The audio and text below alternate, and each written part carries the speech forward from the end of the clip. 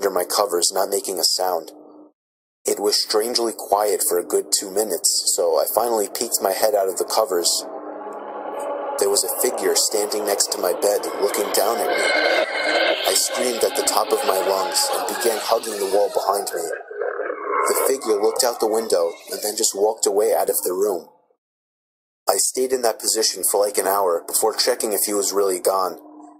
The front door was left wide open, so it seemed he had left. I didn't get a minute of sleep that night.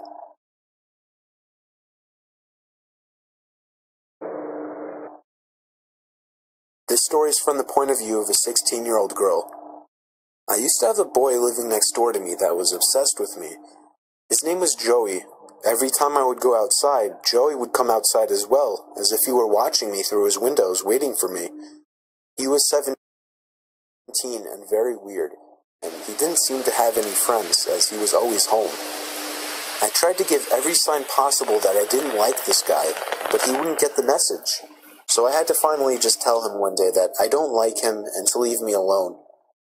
The look on his face that day is something that won't leave me. It was the kind of angry look a toddler gives their parents when they can't have a toy. Coming from a 17-year-old, that's much more disturbing. One night, my parents left me to watch the house. I was working on a school project when I felt my bed shift a little bit. I looked under my bed. I screamed as I saw Joey laying under my bed. I ran away while he tried to crawl out from under my bed. I ran to his house and rang the bell at least 10 times, telling his parents about it when they opened the door. Joey never came out of my house, so I called the police. His parents begged me not to, but I ignored them. The police found him still in my room and arrested him. Apparently, he admitted this wasn't the first time he had hid under my bed. They also found pictures of me scattered across his room. The most disturbing one was of me sleeping, and it was taken from inside my room.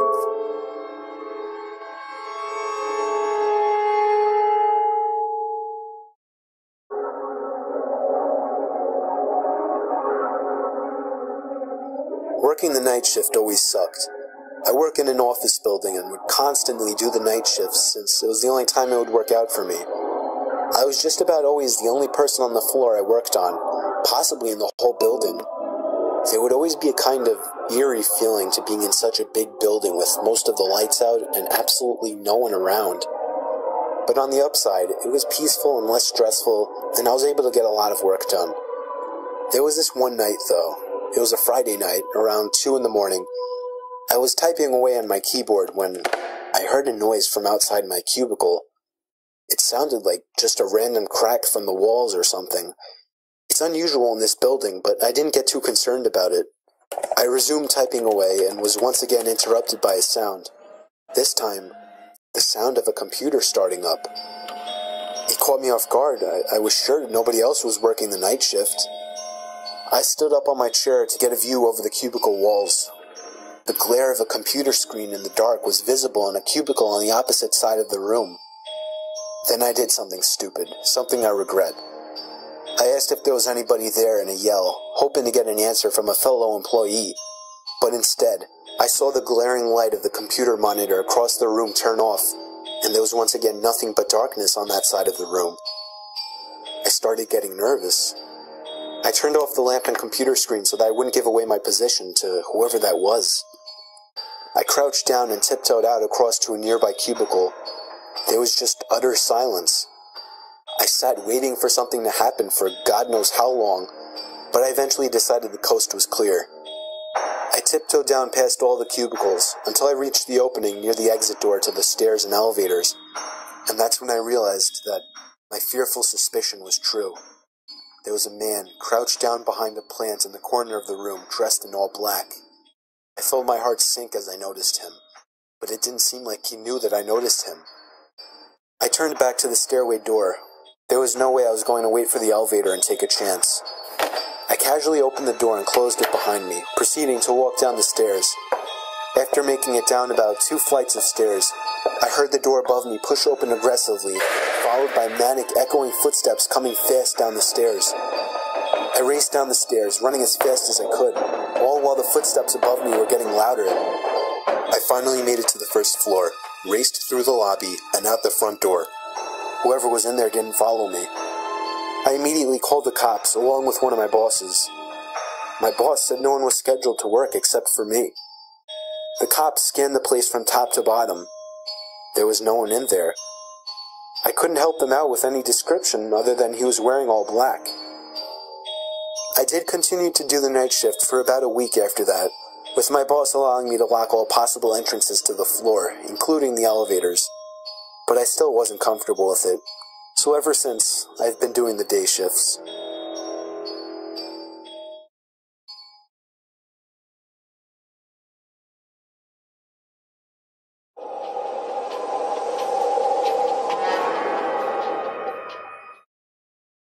This happened 4 years ago when I was still in high school. I was told to do my last delivery of my shift. I got in my car, which was a 1999 Camry, perfect for delivering pizzas. I GPSed the address on my phone. I live upstate in the country, so all pizza deliveries were long drives. I remember the sun was starting to set, so it was probably around 7 o'clock. I'd say after a good 15 minutes of driving through the foresty dirt roads, my GPS said I had arrived. It was an old little cottage-like house made almost entirely of wood. It was sitting all by itself in the middle of absolutely nothing but forest. The lawn was completely unkept, as the grass was almost at knee height. I was used to this kind of thing, so I didn't think much of it. I took the pizza to the front door. There was no doorbell, so I knocked loudly on the door. Within 10 seconds, I heard the sound of footsteps hitting wood on the inside of the house. The footsteps made it to the door and stopped. I started to feel uneasy. I got the feeling that I was being watched. And that's when I noticed there was a peephole in the door. "It's the pizza guy," I called out. I heard a low, harsh-sounding voice on the other side of the door, telling me to bring the pizza out back. I didn't like the idea of going back there. Something didn't seem right. "Are you sure, sir?" I called out. He didn't answer my question. The sound of footsteps didn't move away from the door, so I had the feeling he was still watching me. I almost found myself walking back to my car, but I decided I didn't want any trouble with my boss. The last time I brought a pizza back, he gave me attitude, so I reluctantly walked through the uncut grass and around the small house to the back. I remember there was a shed and a little patio back there. In the patio, there was a table with 4 chairs surrounding it. In one of the chairs, facing away from me, I saw the head of somebody sitting in the seat. I began walking over and said, "Excuse me," but the person didn't even move an inch. "Excuse me," I said again louder. Then from behind me, I heard, "Psst, over here." I turned around to see a man poking his head out from the corner of the house, looking at me with a crazed smile. "Come over here, I want to show you something." I freaked out, turned around, and ran around the house in the opposite direction, back to my car, for some reason still holding the pizza. I got in my car, started it, and got away from there. On my way back to the pizzeria, I pulled over to the side of the road and called the police. Eventually, I was informed that there was no sign of anybody having been in that house for a long time. I quit my delivery job a few days after that. I have no idea what would have happened to me had I gone up to that man, but to this day, I still wish I had just turned my head to see who or what was sitting in that patio chair.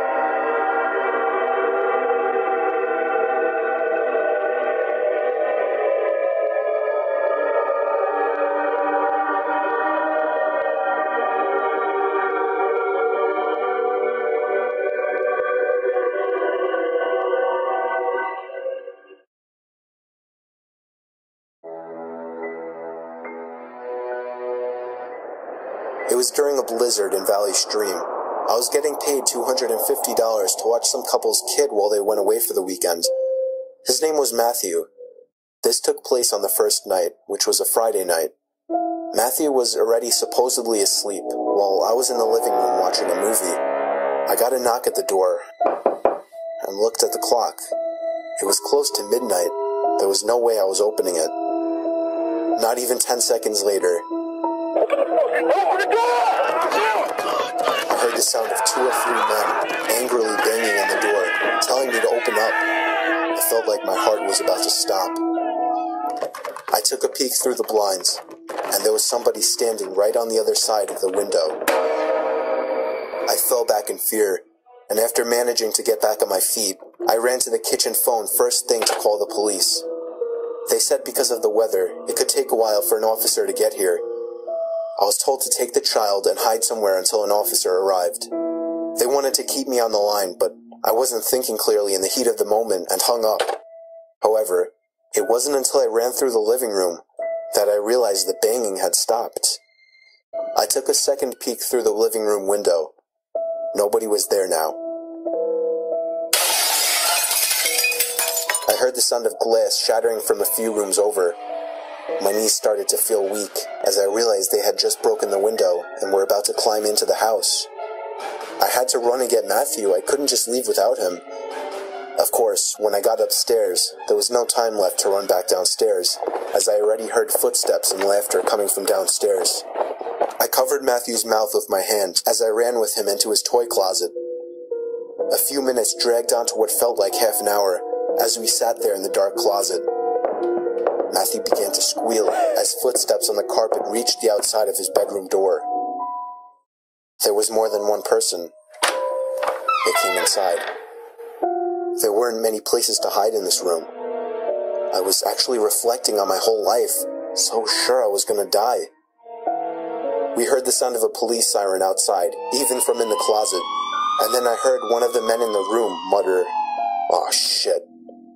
I opened the door back up as I heard at least 3 pairs of footsteps hurriedly rushing down the stairs. They didn't get far, as the police later found their footprints in the backyard, leading to our shed. There were 5 men in total, and they were all arrested.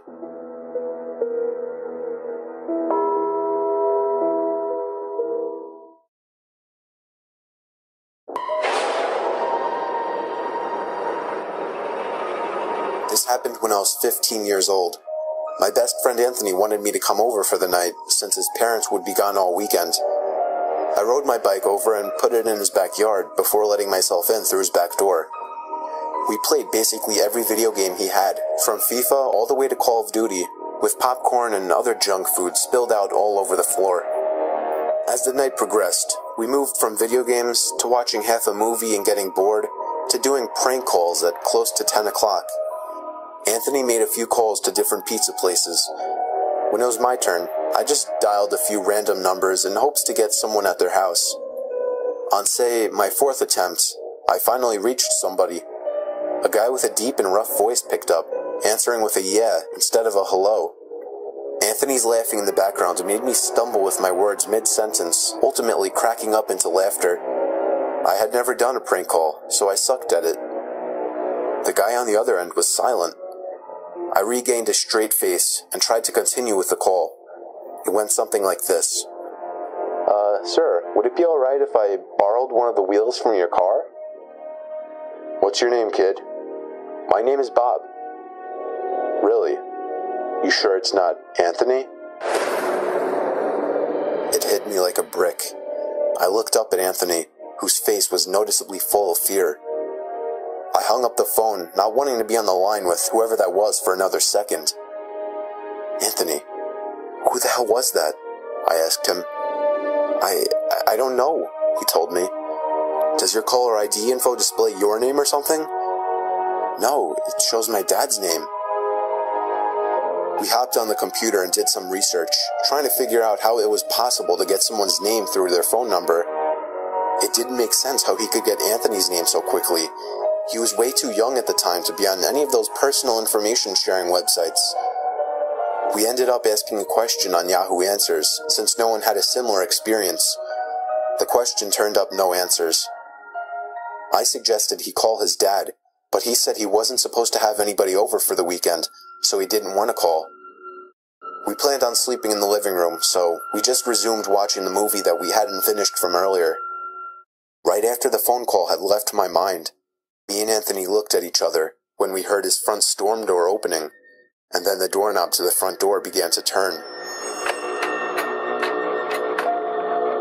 It only was able to turn about halfway before the lock restricted it. Anthony turned off the TV, and I went over to the window to see who it was. I spread the blinds open. There was a tall guy standing outside. He noticed the blinds moving and turned to look at me. I practically threw the blinds back into place. Me and Anthony hid in the kitchen, listening for any more noises. We heard the sound of the gate to the backyard opening, as it was right outside the kitchen window. "God damn it," I said. "I forgot to shut the back door." Anthony urged me to run and shut it. I made it to the hallway leading to his back door, and froze. There was a silhouette standing outside the back door. I don't think he noticed me, but he was surely looking into the house. He opened the door and stepped inside. I tiptoed to the kitchen and motioned for Anthony to follow me upstairs. We made it to his room as quietly as possible, pulling the door shut to avoid making any noise. We crawled under his bed. He had cloth covering the bottom of his bed, so you couldn't see anything under it unless you actually moved the cloth. The doors downstairs all opened, each one getting closer to the stairs. Thumps finally began up the stairs, and he was right outside the door now. The door to the room opened. I could hear Anthony's breathing. It was too loud. Footsteps moved over to the closet, and then the closet opened. I could hear the coat hangers being slid around as the fabric of the jackets and coats rubbed against each other. Footsteps moved over to the bed and stopped. I felt like my heart was about to explode out of my chest. Anthony's breathing was too loud. I had to cover his mouth with my hand. Nothing but silence in the room now. We laid still for so long, I almost thought he wasn't even in the room anymore. I moved my hand away from Anthony's mouth and whispered in his ear, "You think we can make a run for it?" He was about to answer when the most disturbing, memory-haunting scream I'd ever heard filled my ears as Anthony was seemingly dragged out from under the bed. I crawled out and saw him struggling with the man. I desperately looked around for anything to use as a weapon. I settled with the screwdriver sitting on his nightstand. I hurried over to the man and drove the screwdriver into his back. He let go of Anthony as he let out a scream of agony, giving us time to get the hell out of the house. Running onto the road would give away our position too easily. It would take too long to make it to his neighbor's house. We dove for the tree line in the woods and took cover behind a bush, watching the house. The back door opened as the man stepped outside, looking around the backyard. He then looked out to the woods. I felt his eyes pass me as he scanned through the tree line. It seemed that it was too dark for him to see us. Then, he turned his head back in our direction. I ducked behind the bush. "Joe, he's coming." "What?" "Dude, get up, we gotta run." He was right. The man was approaching us fast. How could he have seen us? We ran through the woods with the leaves crunching under us, giving away our position. When Anthony tripped over something, I crouched down with him, hoping we had run far enough. Not even 20 seconds later, oncoming footsteps from the direction we were running from came fast. They slowed down only 2 trees away from us, as we lay face down in the leaves. Moments later, the footsteps take off in another direction. We waited until we could no longer hear them, and took off back in the direction of the house. While running, over the sound of leaves crushing and my heavy breathing, I could swear I heard leaves crushing from behind us. We made it back to his backyard, into his house, and this time remembering to shut the back door. We were now able to call the police. Anthony stayed on the line with them, while I patrolled the back windows, making sure nobody was out there. It was so dark, though, I couldn't see anything. So I did something that seems stupid today. I turned on his backyard lights, and immediately in the distance, over by the woods, I saw him, standing in front of a big tree. He turned off back into the woods and disappeared out of sight. That was the last time me or Anthony ever saw him. I would be lying if I told you we heard the occasional knocks at our windows or something cliché. No, that was it. 5 years have passed and nothing has happened.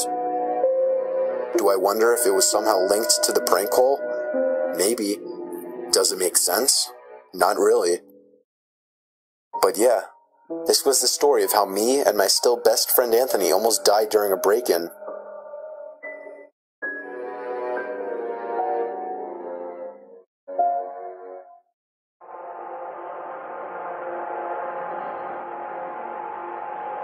Me and my wife were on our honeymoon in Hawaii. We were on the island of Oahu, sitting on the beach. My wife got up to go to the bathroom, and when she got back, she told me that there was a creepy man watching her walk into the bathroom, and when she tried to walk out, he blocked her path. She only got away because there were 2 other people walking into the bathroom, so he got out of the way. I asked her what the man looked like, and she looked over, but unfortunately, she said he was gone. Our hotel was walking distance from the beach, so we got back quickly, but we made sure to report the man to a police officer we saw walking on the beach, and then we washed up before going out to eat. We ate at a fancy seafood place and did some walking around afterwards. Close to midnight, we finally went back to the room and began to wind down. Then we got a knock at the door. I looked through the peephole of the door and saw a man in a maid uniform standing outside. I opened the door and he immediately tried to let himself in. I pushed him back a bit, asking him what he wanted.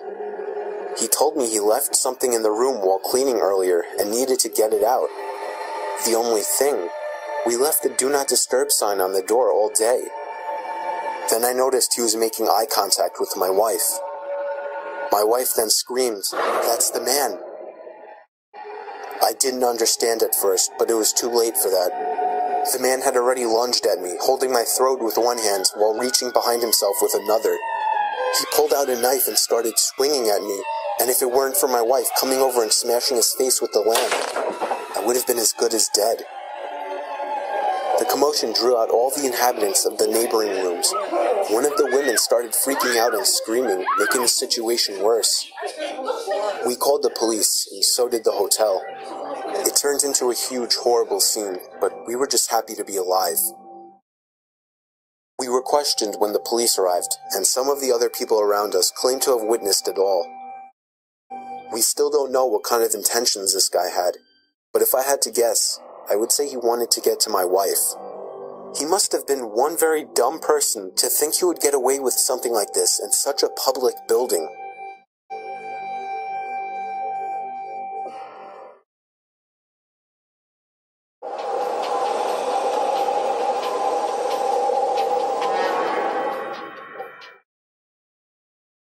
I'll never forget this night. The pizza place I worked at was about to close, and I was getting ready to go home when the phone rang.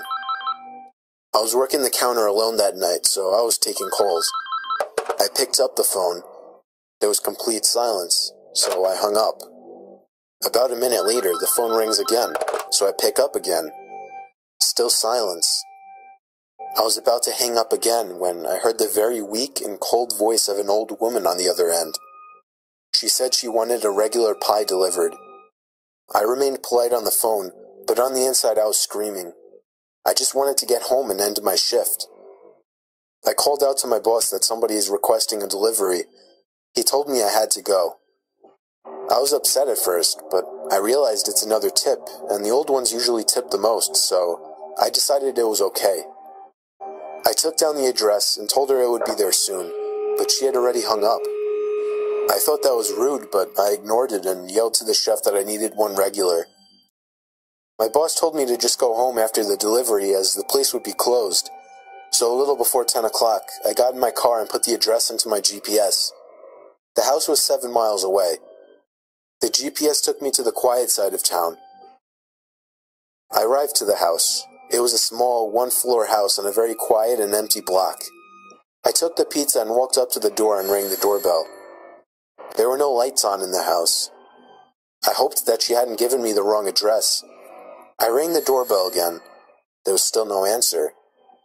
I was about to give up when I turned my head and saw somebody standing at the window. I got a little freaked out and backed up at first, but I eventually got closer to the window to see the person. It was an old woman, probably in her late 70s. She was just staring at me with a blank expression. I yelled to her through the glass that I had her pizza. She didn't react to what I said, so I screamed it louder. A big smile ran across her face. Not a pleasant, genuine smile. It was a smile that sent chills down my spine. I still remember that exact face she made through the window. I decided that I was freaked out enough and got back to my car and set the pizza in the passenger seat.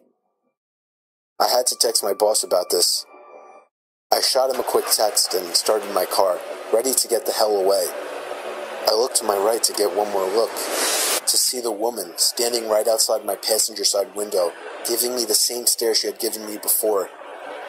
I put my car in drive and floored it down the street, not looking back. My boss never made me do a late night delivery again.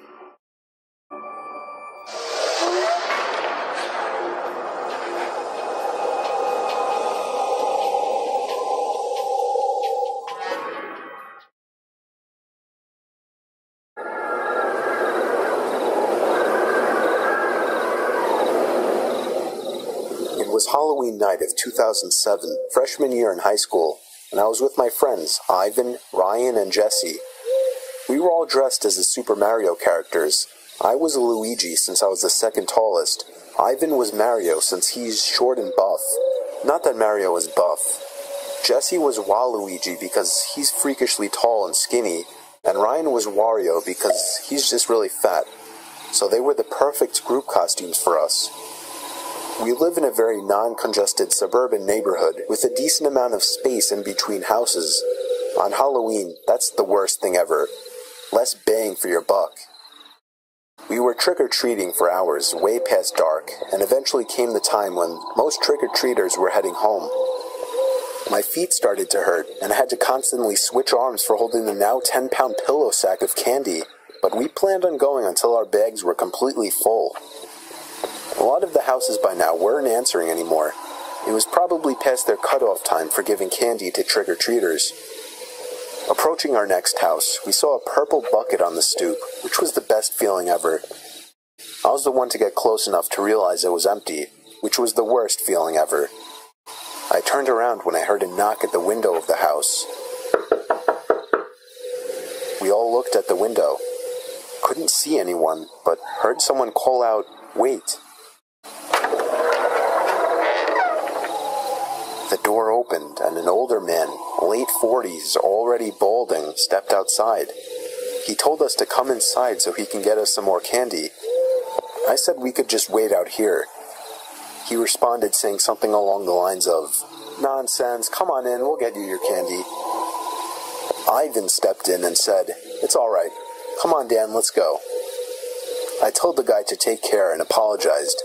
He just stood there watching as we walked off, not saying anything.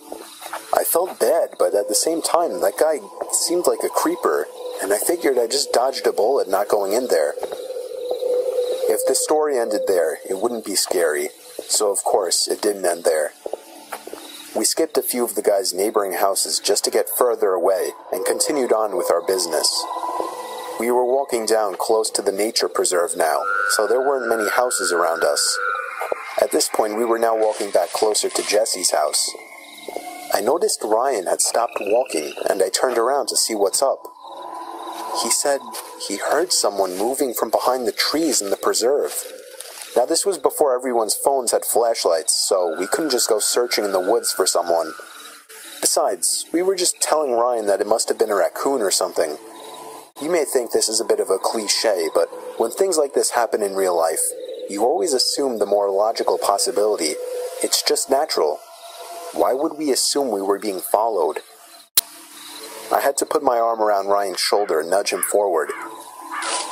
A little ways down the street, me and Ivan picked up on the sound as well. When we all stopped, the sounds of the footsteps from beyond the trees stopped as well. Ivan yelled at the obvious stalker to go away, or we would beat the shit out of them. I knew he was just bluffing, though. I could hear the nervousness in his voice. The snap of a twig from beyond the trees triggered a fight-or-flight response in all of us. Me, Jesse, and Ryan all ran for it. Ivan was at first charging to attack, but he quickly followed after realizing we had all taken off. We ran down the dark street, and we all noticed the sounds of at least 2 or 3 pairs of footsteps crushing the twigs and leaves in the woods. We banked it hard right down Jesse Street when it finally came up, and ran straight for his backyard, entering his house through the back door. The first thing we did was peek out through his living room window. We couldn't see anyone. We all had to gather our thoughts and discuss what the hell just went down in his living room, when all of a sudden we heard Jesse's backyard gate slam shut. Jesse dove to turn off the lights. There was a click and a bang from down in the den. It was more than likely Jesse's back door. We all agreed to go down armed with knives and face them. Jesse turned on his back door light, but there was nobody out there. Just then the front door opened, and we all screamed like animals. Jesse's mom and sisters came rushing downstairs. They had just gotten home from their friend's little house party. We all rested assured knowing it was just them. Jesse explained what happened, but made it seem a lot less dramatic. Me and Ivan went home after that and called it a night. At 12:30 a.m., I got a disturbing text message. It was from Jesse. It said, "It wasn't my mom." I texted back saying, "What?" He responded back quickly, saying, "It wasn't my mom in the backyard." My fingers slammed the buttons on my phone, responding back, "What do you mean?" There was a long pause before he finally told me that his mom and sisters said they never went in the backyard. I told him to immediately check the backyard from his upper deck. He had already done just that. He also told his mom everything, and she had already called the police. They didn't find anyone back there, but Jesse did mention the guy who invited us in while trick-or-treating. Nothing ever became of that, and nothing ever happened at Jesse's house again after that one Halloween night.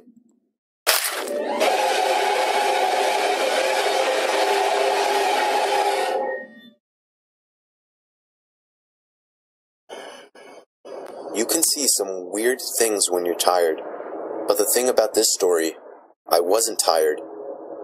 Me and the family were on vacation to some resort in a very rural area of Pennsylvania to make the setting creepier. There weren't many young people there for me and my brothers to hang out with. It seemed like more of an adult resort. But then one day when I was walking outside of the main lodge of the resort, I, for some reason, looked up to a window on the second floor and saw a teenage girl looking down at me. From that distance, she looked kind of cute, so I gave her a wave. But she didn't show any sign of reaction, so I just moved on. However, later that same day, I was so bored that I was sitting on the swing set at the little playground of the resort, and that's when I saw the same girl again. She was a little ways away from me down past the playground, close to the tree line, and she was just standing there staring at me. Being a teenage guy, my hormones controlled my body, and so I got off the swing and began walking over to her. As I started getting closer to her, I realized she wasn't as cute as I thought she was. There was something about her face that just gave off a creepy vibe. I can't put my finger on it, but if I had to say, I think it would have to do with her eyes and her mouth. I'd say once I got about halfway over to her, she turned around completely and ran into the woods. And I mean she full-on ran into the woods. I stopped in my tracks, completely turned off. This girl seemed like a freaky stalker. I didn't see her the rest of our stay at the resort. During the car ride home, miles and miles away from the resort, I was thinking about her. How maybe if I followed her into the woods, I could have gotten laid, even though there was something off about her face. But then what I saw next made me feel like my heart dropped into my stomach.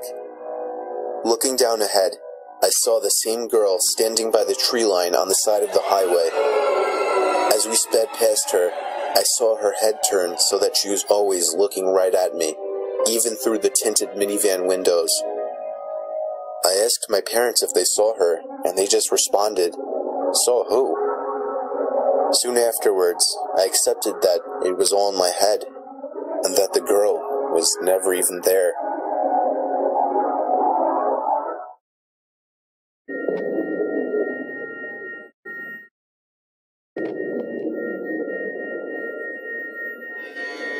There used to be a pond about half a mile away from my old house that I would commonly go fishing in. It was nicknamed Daryl's Pond. I still have no idea who Daryl was or why it was called that, but nobody owned it, so people would once in a blue moon go fishing there as well. It was usually me by myself, though. I had dug a pole into the ground where I would tie a noose to and from my small kayak. I'd say it was about 3 in the afternoon when I rode out to the middle of the pond, the sweet spot for getting a decent catch. There was another person coming out from the trees. I waved at him and gave him a smile. He hopped into a small boat floating by the edge of the pond and began to row over to me. As he got close enough where trying to speak to him wouldn't come off as obnoxious, I gave him a friendly, "Perfect day, isn't it?" "Yes, absolutely," he said. He didn't say anything after that, and I started to feel a bit awkward, as if I were obligated to keep some kind of conversation rolling now. "So, you come out here to throw some lines?" I asked. "No, I don't actually fish." "Oh, well, it's never a bad day to relax on the pond," I said. He continued to row closer to me until his boat collided with mine, creating a big thud. I was genuinely uncomfortable now. I didn't feel threatened, just weirded out. I was only 24 years old. This guy looked like he was late 40s or 50s. There was an awkward silence. I tried to just act like I was focused on trying to make a catch, but by now that wasn't even on my mind. This guy was weird. I didn't know what he wanted, and I was uncomfortable being so close to him. I felt him looking at me, or at least in my direction, as I faced halfway to the opposite direction of him. I took a quick glance to my right. Yeah, he was staring at me. I decided to be ballsy and lock eye contact with him. After about 4 seconds, he looked away. "So, where are you from?" I asked him. "Up there." He pointed behind himself, in the direction of the woodsy hill leading past the dirt road. "Oh, you live by Suffolk?" I asked. No, I'm not," he said. "What made you decide to come out here?" I said. "Why not?" I continued to try and uncomfortably fill the awkward silences that kept coming up. His responses were dry. He didn't contribute anything to what was barely a conversation. He just sat there not doing anything with half a smile on his face, looking either at me or in my general direction throughout. I was creeped out. My heart was racing at this point. I'd go as far as saying that I was nervous for my life. We were surrounded by trees in all directions in the middle of the pond. I started to row a bit closer to land, but in a very low-key kind of way, trying to play it off as me just trying to find a better spot to find some fish. I was horrified when I saw he was following me. "What a great day, huh?"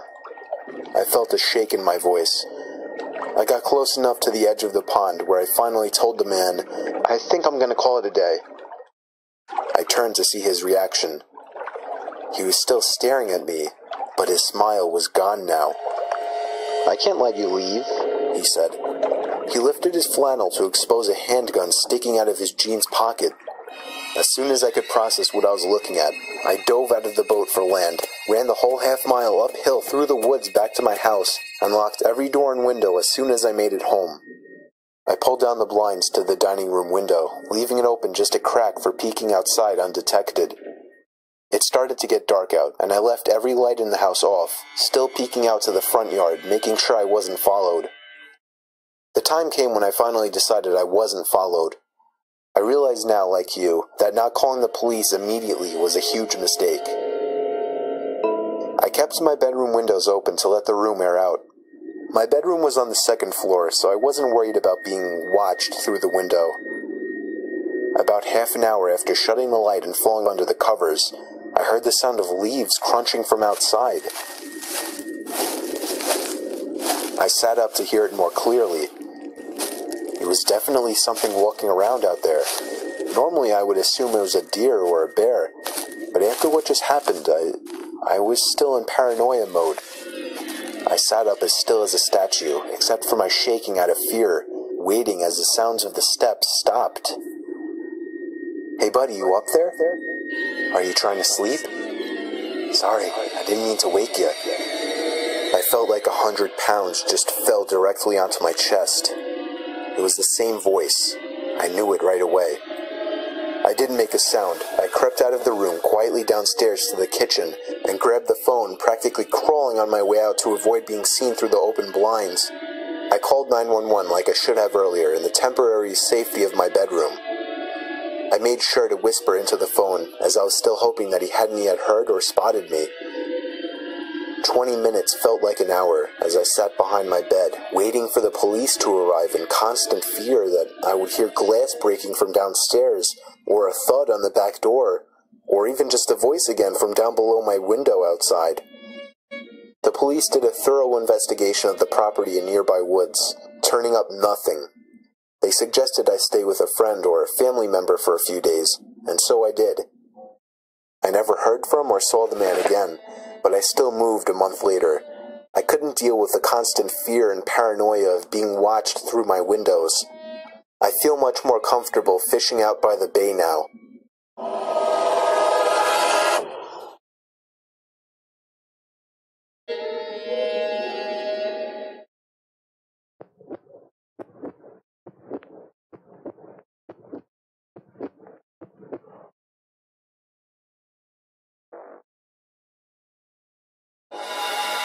I was out doing a delivery one late night.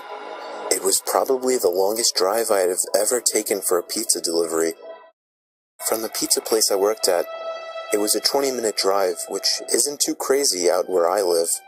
Plus, they ordered 4 large pies, so I figured it was a party and I would get a much bigger tip.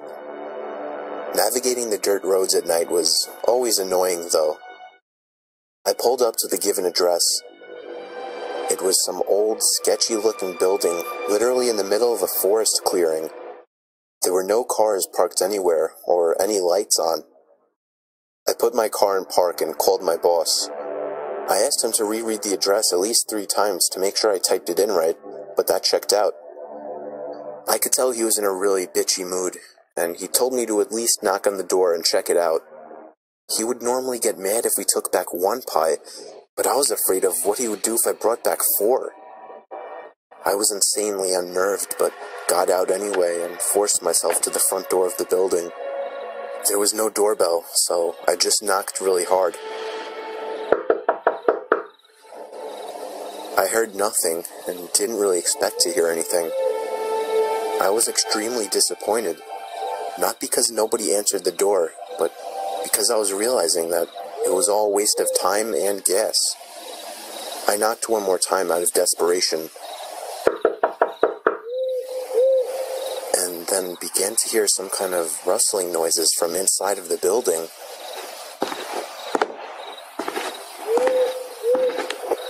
I knocked again and yelled that I was the pizza guy. There was silence now. I felt a bit more uncomfortable now than before, but before I could turn around, I noticed something at the window. There was someone looking through the window. I couldn't tell if it was a man or a woman. All I noticed were their eyes. Their eyes were open wider than I knew possible, staring intently at me. I was disturbed enough by this and dropped the pizzas and ran back to my car. The shitty thing wouldn't start until turning the key for the 3rd time. I drove off the grass and back onto the dirt road, but I felt the car rocking about, shaking and bumping. Something wasn't right.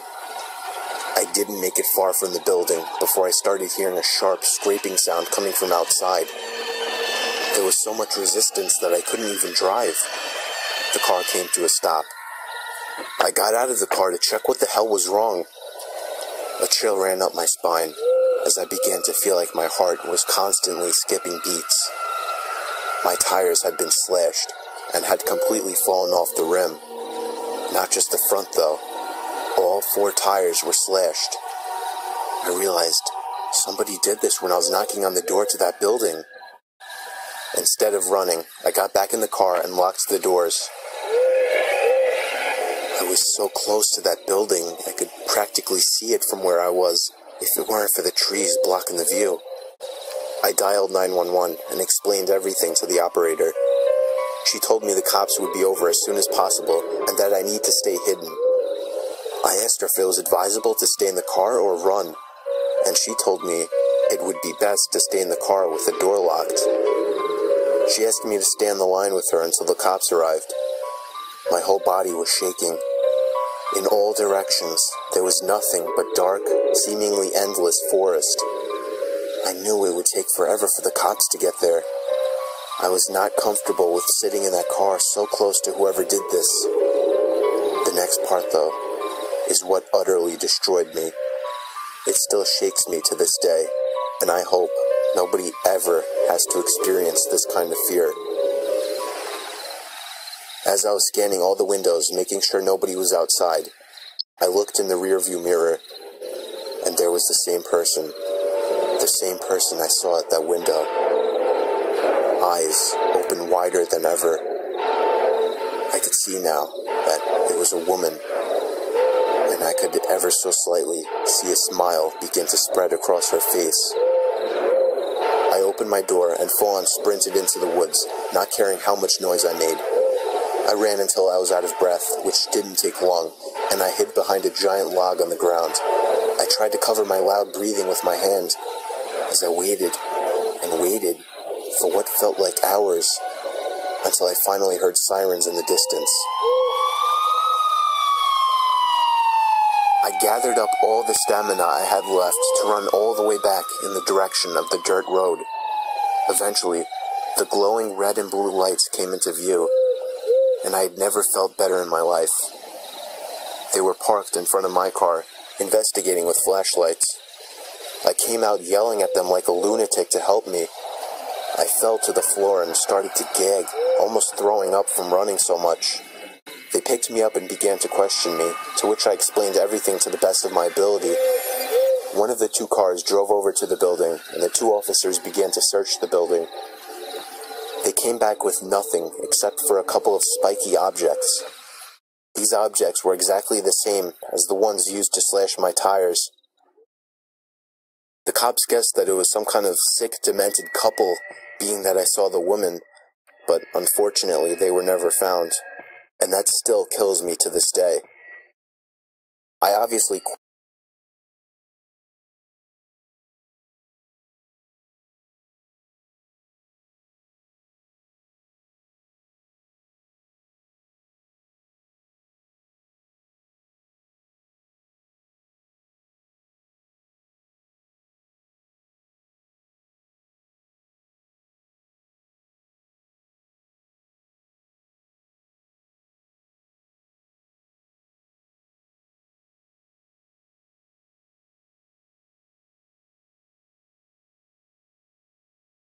on thee.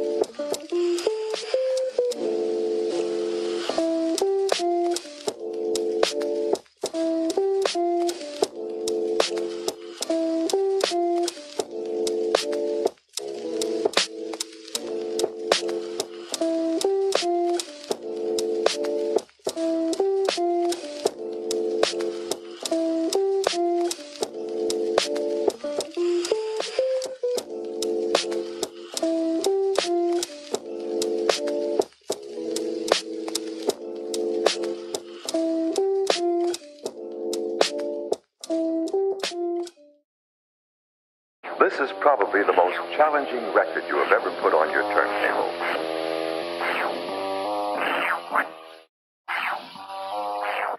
Schwule Rapper, es wird Zeit, dass wir Tacheles sprechen. Ihr macht Wellen, doch euer Flow ist Spacheles. Ich mache nix umsonst, lass Monados rüberwachsen. Arzi, hier kommt Jackson, jetzt ist Schluss mit Faxen. Ich rock die Scheiße fett und kaum mit Doll am Sack. Wenn die beide reiten wir bei euch zu Hause ein und kacken auf den Teppich. Ich brauch Geld und darum rap ich. Meine Flows sind in Mode, ich fick euch zu Tode. Kuh zu was, Twitter denkt sich mit Fäkalien. Trotz meine Beats bomben von hier bis nach Australien. Ich töte Adam und mach 69 mit Eva, ich fick alles, was noch lebt. Hier, Nigga, was geht? In meiner Freizeit glotz ich dauernd Bärbelschäfer, Peter Fliege, Sonja Kerner und das fette Mischstück Vera. Ich scheiß auf jeden und schiebe konstant den Dick. Was geht, Mädels? So ist es brav, ich lad schon mal den Kolben. Vom Münster bis nach Olden. Burg will ich alle Nippel sehen, Titten kneten, um meinen Schwanz im Fixsaft versenken. Wenn ich Rammel höre und Pussys aufzudenken. Was geht mit euch?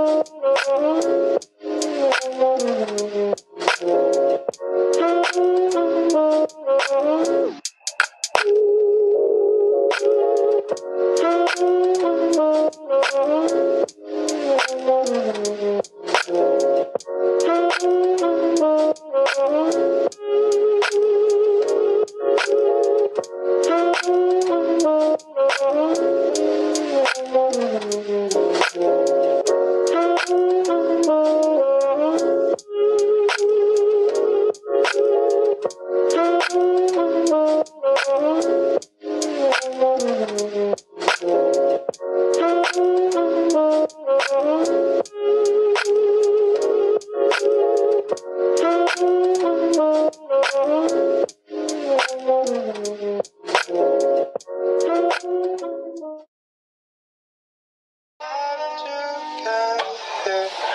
drunk and confused. I tried to be patient with you.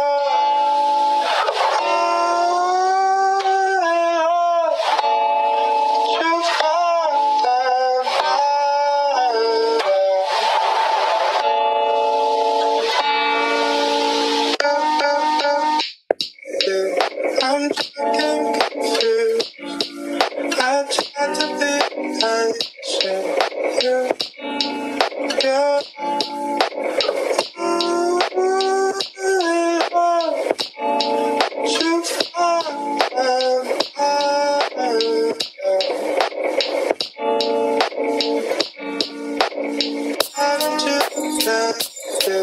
I'm talking confused. I tried to be patient.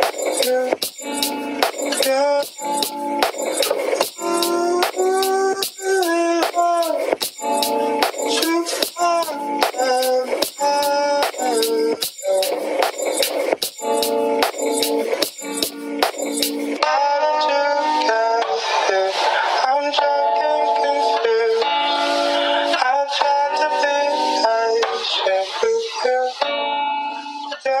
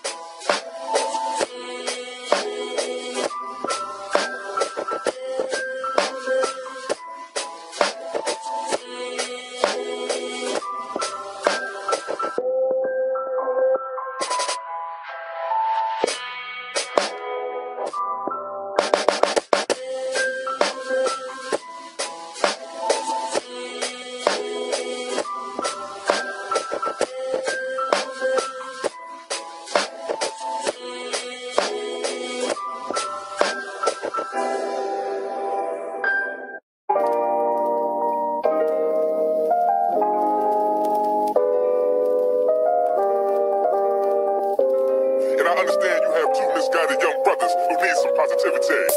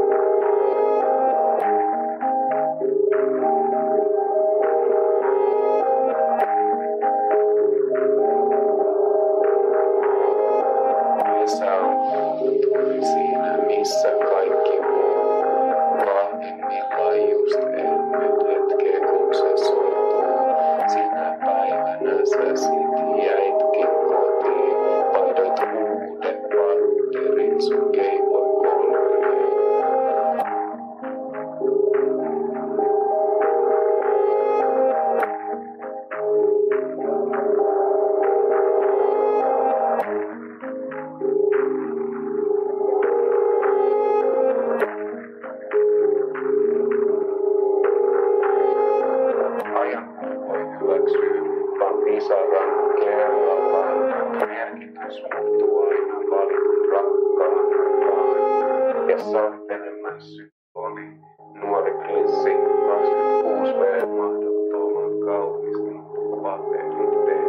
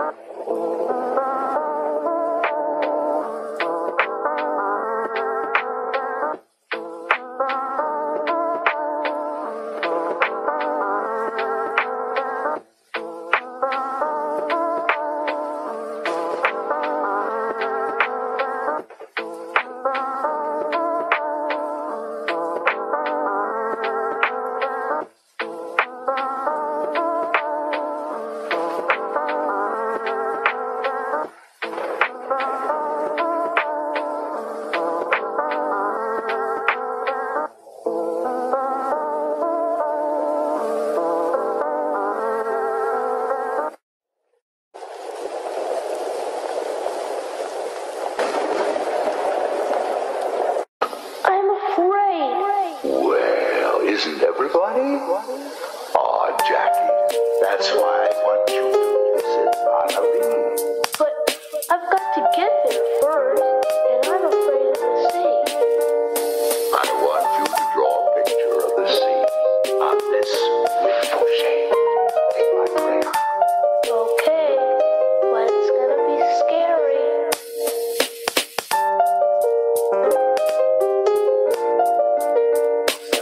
I got you stuck off the realness. We've been in infamous, you heard of us. And I'm afraid of the Got you sea. stuck off the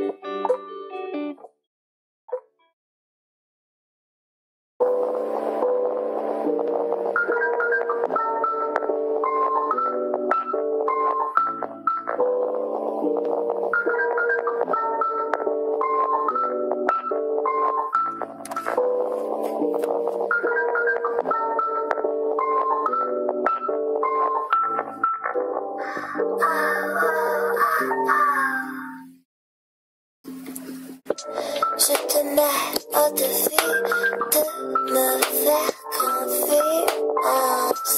Je te mets au défi. Je te mets au défi. Tu penses pouvoir y arriver. Je te mets au défi. Je te mets au défi. Oh, oh.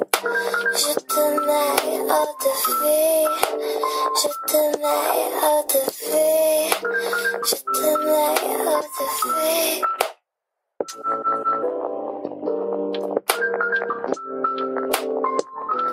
Je te mets au défi. Je te mets au défi.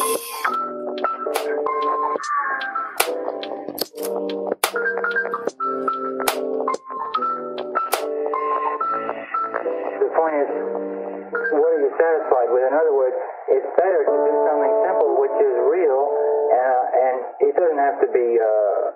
It can still be satisfactory, but it's something you can build on because you know what you're doing.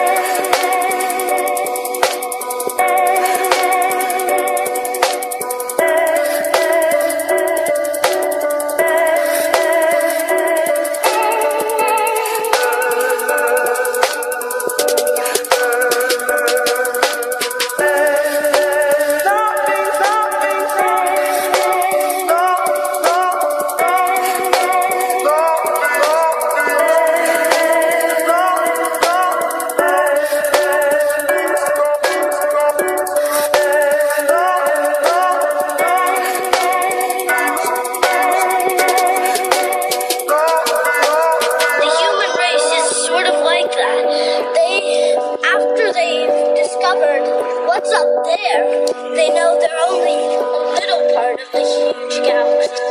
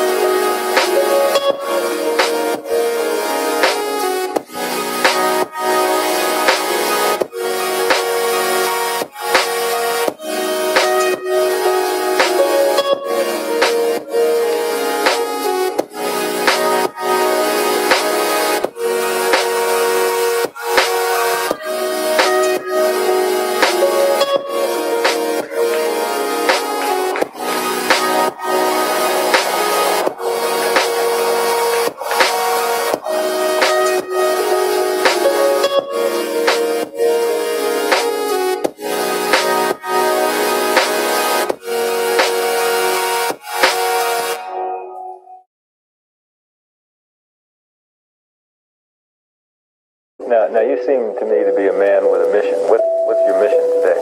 Well, I'm really not a man, you see. I'm an angel. And if I was a man, I couldn't do anything because man always fails, you know. He's so limited. He doesn't have the right to do things to make a better world. But angels are not under the same code as a man.